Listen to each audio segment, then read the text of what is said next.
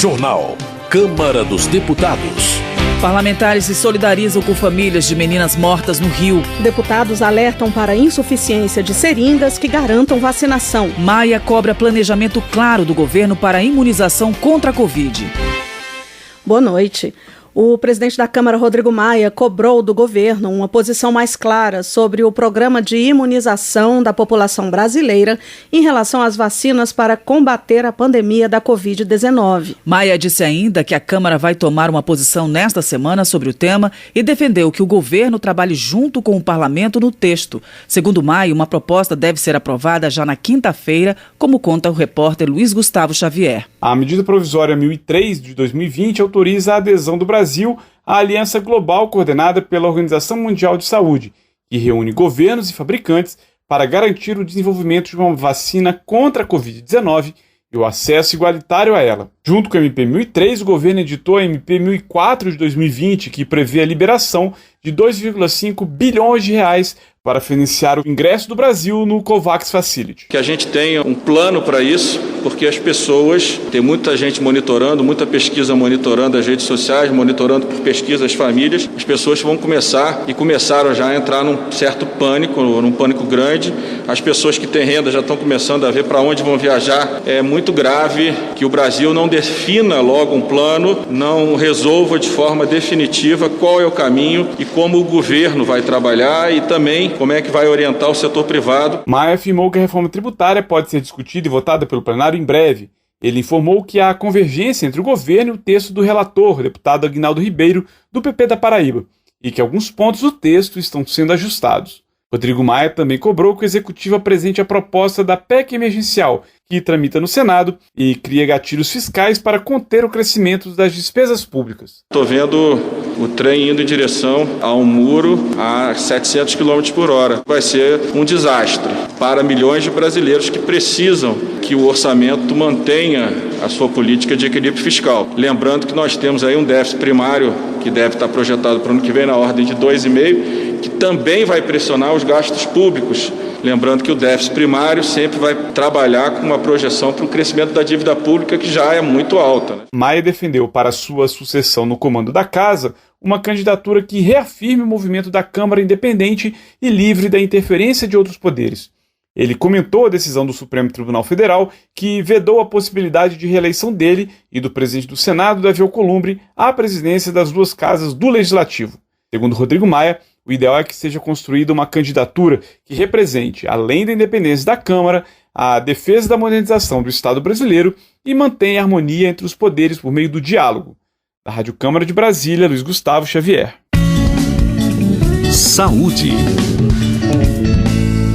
Arlindo Quinalha, do PT de São Paulo, lamenta as mais de 177 mil mortes por coronavírus no Brasil. Ele demonstra preocupação com a informação dada pelos fabricantes das seringas, que serão necessários 7 meses para produzir 300 milhões de unidades. Para o deputado, isso demonstra a falta de competência e planejamento do governo. O parlamentar demonstra ainda preocupação com o fato de o Brasil apostar em uma única vacina com uma eficiência reduzida, rejeitando todas as outras. Arlindo Quinalha pede ao Supremo Tribunal Federal que conclua o julgamento que trata da vacinação contra a Covid-19. Maria do Rosário, do PT do Rio Grande do Sul, acusa o governo federal de colocar a população em risco ao menosprezar a importância da vacina contra o coronavírus.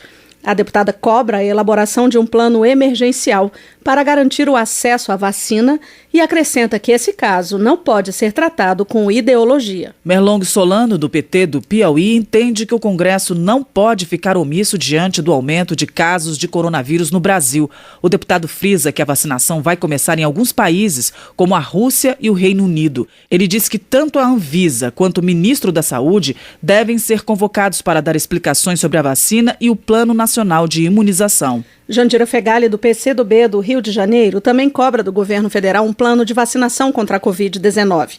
Ela alerta para o perigo de o Brasil não ter seringas em quantidade suficiente para atender a população.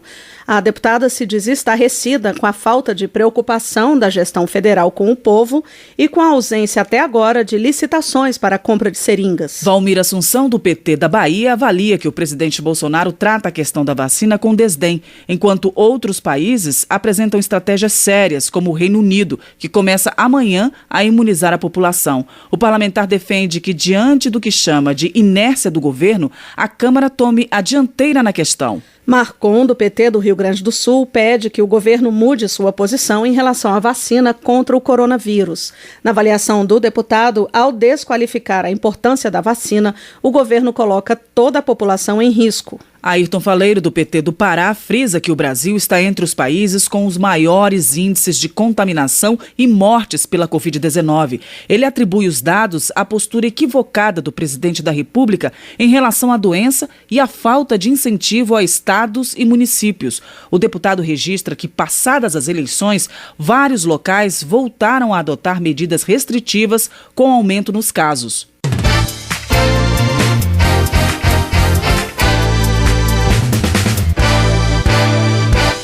O medo da população em buscar as unidades de saúde em tempos de pandemia e a expectativa diante da chegada de uma vacina contra a Covid-19 não podem atrapalhar o calendário nacional de vacinação. O alerta foi dado pelos participantes do debate promovido pela Frente Parlamentar do Programa Nacional de Imunizações diante dos baixos índices de cobertura vacinal registrados nos últimos anos. Quem traz mais informações é o repórter Cláudio Ferreira. A grande preocupação é com a volta de algumas doenças que já estavam controladas. Nereu Mansano, assessor técnico do Conselho Nacional de Secretários Estaduais de Saúde, lembrou do alerta da Organização Mundial de Saúde sobre o crescimento de 300% dos casos de sarampo em todo o mundo em 2019. No ano anterior, segundo ele, o Brasil já tinha perdido a certificação do controle da doença. O sarampo também foi citado pelo coordenador da Frente Parlamentar, o deputado Pedro Westphalen, do PP do Rio Grande do Sul. Ele salientou a ameaça de que casos de poliomielite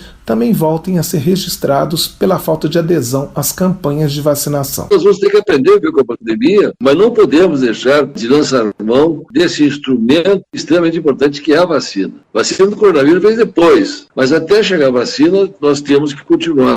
Uma vez que temos aqui no Brasil o SUS e essa pandemia nos oportunizou desnudar o Brasil de norte a sul, ver as diferenças sociais que existem, ver a importância cada vez maior do SUS. A representante do Programa Nacional de Imunizações, Antônia Teixeira, mostrou que em março e abril deste ano, por exemplo, a procura por vacinas foi de 70% da média dos anos anteriores. Mas desde 2016, os índices de cobertura vacinal vêm caindo. E no ano passado, nenhuma vacina atingiu o percentual adequado. Antônia deu exemplo da situação das vacinas pentavalente, pneumocócica, tríplice viral e contra a poliomielite, no período entre 2013 e 2020, em relação ao total de municípios com cobertura satisfatória. Para os 5.570 municípios, as 4 vacinas que são objeto do Programa de Qualificação das Ações de Vigilância em Saúde, a gente vem observando, em primeiro lugar, que somente a tríplice viral, em 2 dos anos observados, ela atingiu a meta acima de 70%, a partir daí, meio ano mais, e para as demais vacinas, em nenhum dos anos, a meta de 70% dos municípios com cobertura vacinal adequada foi alcançada. A técnica do Ministério da Saúde apontou alguns problemas, como o horário dos postos de saúde incompatível com a jornada de trabalho da população e a falta de conhecimento sobre as vacinas. Nereu Mansano, representante dos secretários estaduais de saúde, acrescentou a ação dos grupos anti-vacina e das fake news. Ele sugeriu a integração dos sistemas de informação sobre vacinação e prioridade na divulgação do calendário nacional de vacinas. Durante o debate, o secretário executivo do Conselho Nacional de Secretários Municipais de Saúde, Mauro Junqueira, lembrou que a mãe ou o pai de uma criança tem que fazer 22 visitas às unidades de saúde nos primeiros 15 meses de vida do filho para cumprir o calendário de vacinação. Da Rádio Câmara de Brasília, Cláudio Ferreira.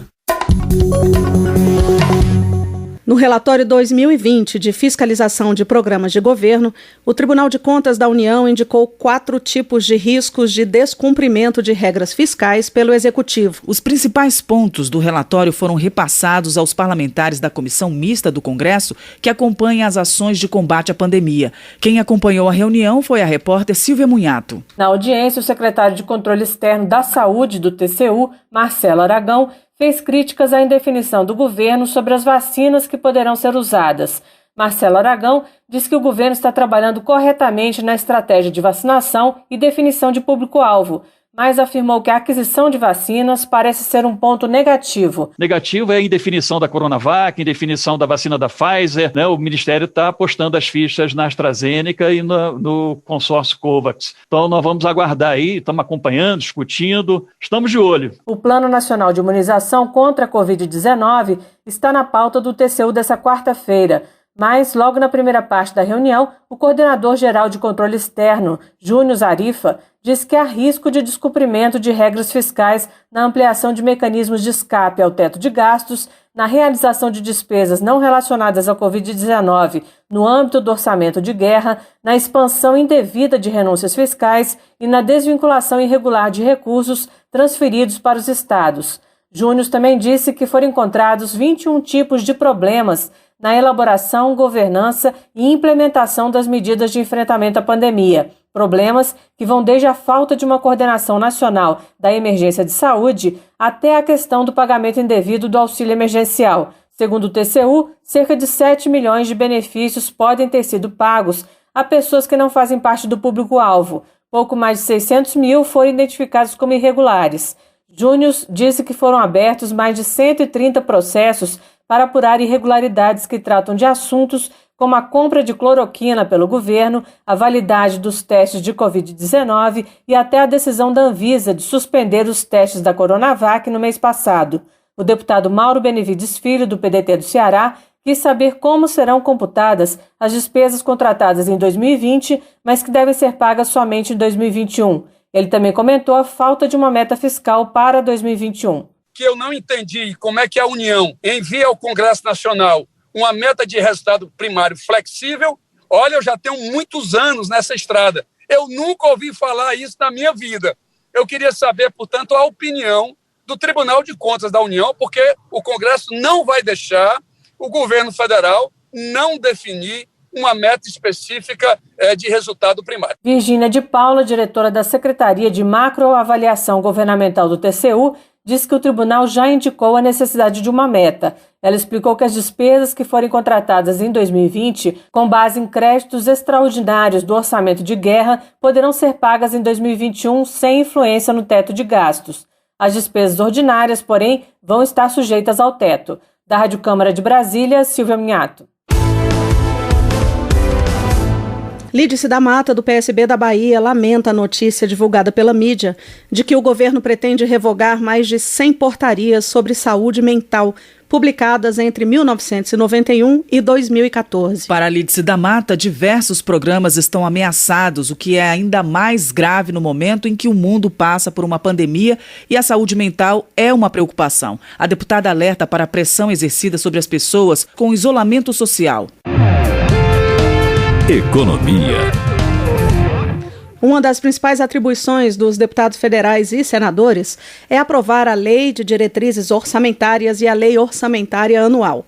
Adriana Ventura, do Novo de São Paulo, cobra a instalação urgente da Comissão Mista de Orçamento para cumprir a Constituição e garantir o debate adequado sobre as receitas e despesas do país. Dados do IBGE dão conta de que o Brasil tem 14 milhões e 100 mil desempregados. Para Vicentinho, do PT de São Paulo, os números não podem ser atribuídos apenas à pandemia de coronavírus, mas também à precarização das relações de trabalho causada por reformas como a trabalhista.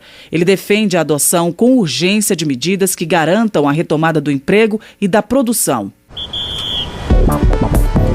Transportes. O plenário começou hoje a analisar o projeto do Executivo de incentivo à navegação de cabotagem, que é feita entre portos nacionais.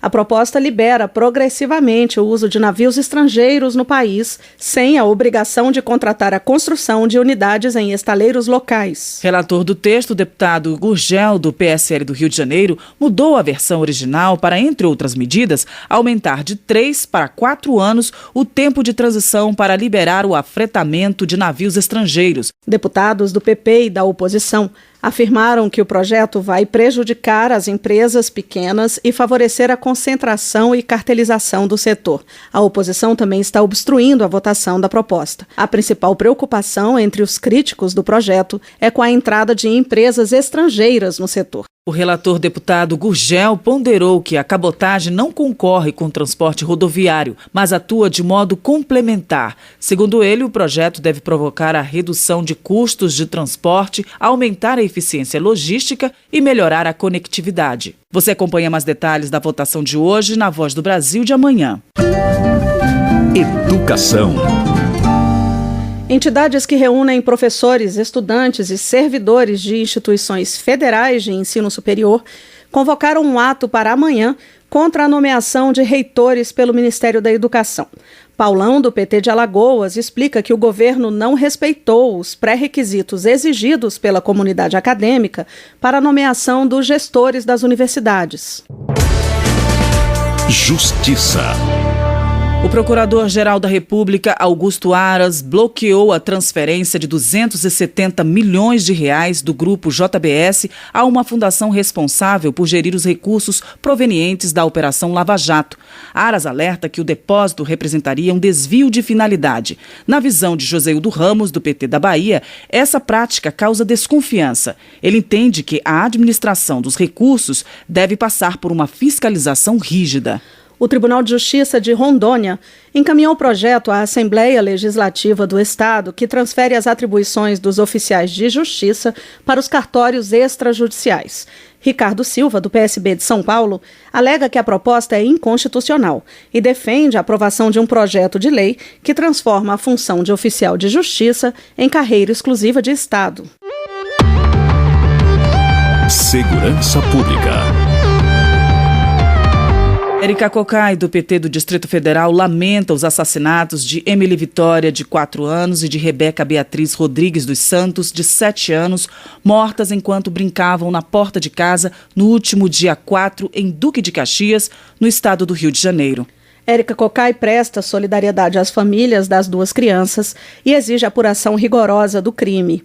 Ela afirma que no Brasil, as chamadas balas perdidas sempre encontram corpos de pessoas negras. Benedita da Silva, do PT, também se solidariza com as famílias das 2 crianças vítimas de bala perdida que morreram na noite da última sexta-feira em Duque de Caxias, no Rio de Janeiro. A deputada registra que a cada 23 minutos, um jovem negro é morto no Brasil. Benedita da Silva reivindica a agenda com o governador em exercício do Rio de Janeiro, Cláudio Castro, para saber qual a orientação do governo sobre as intervenções policiais nas comunidades do estado. Um policial militar foi surpreendido e assassinado durante uma ação para impedir um roubo na última sexta-feira em Mesquita, no Rio de Janeiro. Ao lamentar a morte do PM, Carlos Jordi, do PSL, comunica que apresentou o projeto que obriga a prisão em presídios federais para pessoas que matam policiais. Pompeu de Matos, do PDT do Rio Grande do Sul, também presta solidariedade às famílias das 2 crianças mortas por bala perdida na Baixada Fluminense e do policial morto durante um assalto também no Rio de Janeiro.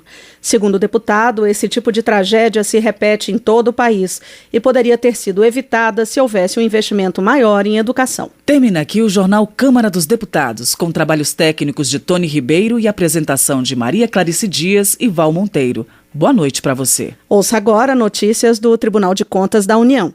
Boa noite para você. Minuto do TCU. O Centro Cultural do TCU está reaberto para visitações. A exposição que marca esse momento é a Entreligar-se e reúne obras de diversos artistas da capital federal, unindo a arte e o controle externo, por meio de fotografias, instalações, esculturas, pinturas, vídeo e grafite. Emergem reflexões sobre questões essenciais como saúde, meio ambiente, cultura, educação, trabalho, bem-estar social, entre outros. A exposição coletiva apresenta trabalhos inéditos e conhecidos de artistas que nasceram ou residem no Distrito Federal. O Centro Cultural TCU reabre cumprindo todos os protocolos de segurança relativos à Covid-19. Dessa forma, as visitas precisam ser agendadas. Acesse www.tcu.gov.br e saiba como agendar a sua visita. TCU Fiscalização a serviço da sociedade.